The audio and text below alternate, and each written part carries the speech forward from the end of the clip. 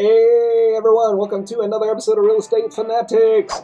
Today we're going to get a little bit technical because people in the news are like, buyer's market, seller's market, oh my gosh, world's on fire, or whatever. Let's go to data. I'm a big data guy, so we're going to talk about the data to determine what your market of the moment is from a statistical analysis, not because of all these emotions flying around in the world. So stay tuned for a little bit more on that, how we figure that out. However, before we begin, please subscribe to our channel, like us, and hit the notification bell. Also, my calendar link is right here. If you want to schedule time to talk to me anytime, feel free to do so. Always happy to chat. Get on my calendar, and we'll make it happen. So, buyer's market, seller's market, it's July 4th, 2022 right now. As of Colorado, back in the latter part of May, we saw kind of starting a shift in the market. And it pretty well happened like overnight. It was over the holiday weekend, right? I think most will tell you, at least in the Denver metro up north, we saw that shift. We are not in a buyer's market right now. The stats do not indicate that. However, we were in a strong position seller's market for the last year and a half, 2 years. That's changing. We're not as strong of a seller's market, yet we're still leaning. Seller's market's inventory is low. It's probably a little bit that way nationwide still, I think, but most would probably say they're in a seller's market. They are just, the pendulum has swung from way over here on the seller side to maybe, somewhere down in between a neutral market and, a hot seller's market. So anyways, that's all hyperbole. I really use data and stats to really understand what's going on. Are you the realtor, or are you using a realtor that really understands the data and not just what others are saying? Like, I love what others say, but I trust but verify is kind of my philosophy coming from the military. So let's talk about that. So a good realtor should be able to look at absorption rates. So what is an absorption rate? So an absorption rate kind of is, how many homes are sold in a neighborhood, right, per month based on, divided by the number of available properties. So I'm going to go over that in just a minute, that formula, but that's kind of what absorption rate is. So total number of sales per month divided by total of available properties. If you are 20% or greater in the absorption rate, you are in a seller's market. So the higher above 20%, the more seller's market you're in.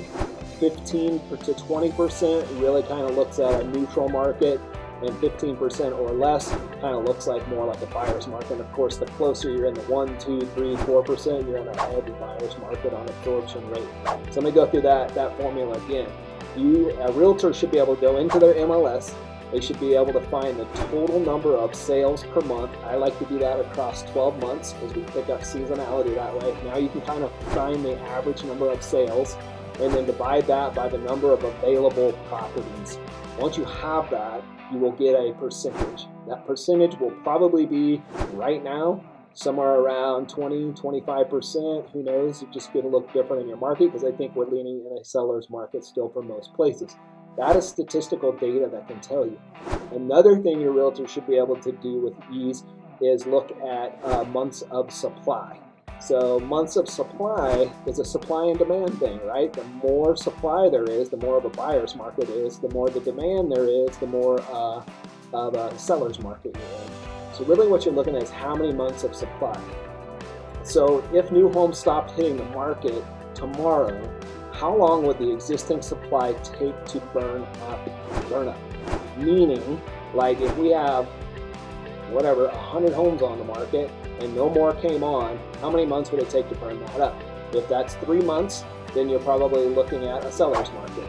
In the past, recently, it's been like less than a month. Well, anything that's less than 4 months is considered a seller's market.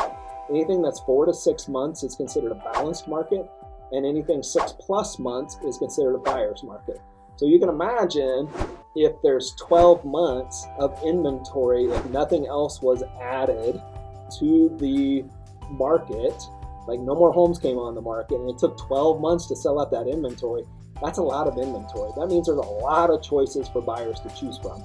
If it was like the past, like 1 month, the inventory's gone, that means there was very little inventory. Buyers are having to pay out the wazoo because there's just not enough supply and the demand is super high. We are still in a somewhat low supply kind of situation right now. It's not as bad as before. But I think some of that's because buyers are being pushed out a tiny bit because of interest rates going back to normal rates, right? They're just not able to qualify for as much as they did at 3%, pushing now the 6% range. How do you figure out your days of inventory? Your months of inventory, I should say, forgive me, months of inventory. You basically have to take homes sold per month. I do that across 12 months to figure out what that average is, because there's seasonality. Some months you're going to sell more homes in the market, and other months you don't. And then I'm going to divide that by the available properties for sale. So if I come up to the average in and again, I'm a big neighborhood guy. I think cities can skew the data. I would look down to a neighborhood. So let's say the neighborhood had 52 homes sold and there was an available 100 homes. You can see that you're going to do that math and figure out what that months of inventory is. So hopefully that makes sense. Use data to position yourself as an expert. If you are just a real estate agent, or you're looking for an agent, and that agent is just like, it's a buyer's market, it's a seller's market, I just know because I'm in the market, I'm not so sure they're exhibiting their craft at the highest levels of profession. Be that differentiator. If you're a real estate agent, as this market shifts, your clients are going to look for you to be an expert. You cannot just go off what news says, what your latest experience is.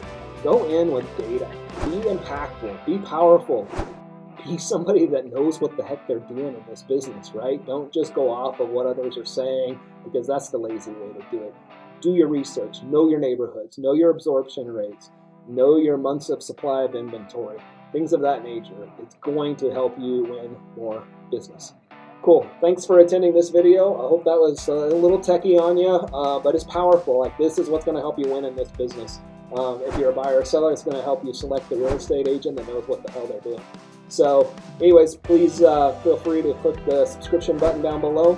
Click the links for the IHG calendar if you want to reach out and talk to me anytime and really understand this more. If you want to put in the comments, how do I get these formulas? I'm happy to put that down in there so you can work those out on your own. Until the next video, we'll see ya.